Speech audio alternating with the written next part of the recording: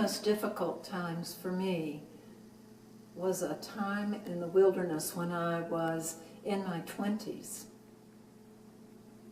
My father, who was somebody that I was very close to, was diagnosed with cancer when he was 61 years old. This was a man who had never been in the hospital. He hadn't even been born in a hospital.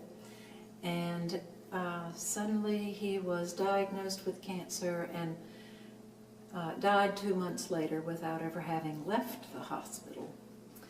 And he was somebody that when I had a question about religion or spirituality, I would go to him. He was my father, he was my priest. And now I had some really big questions, and the guy with all the answers was dead. The questions that I had were questions like, why, with all of those people praying for his recovery, did my father die? And why did God let a perfectly good person like my father die, who had a lot more work to do for the kingdom?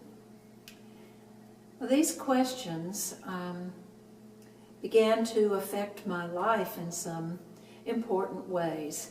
Tom and I had recently moved to Atlanta, but we had not yet found a church, and so the questions pushed us into finding a church, which was St. Luke's at that time. And eventually the questions got me to sign up for the Education for Ministry program, and eventually to enroll in the vocational testing program, which the diocese runs, and then on to seminary. So I would consider that to be one of the blessings out of this wilderness time, was having to assume some responsibility for finding answers to my questions, instead of just relying on my father to give me the answers to my questions.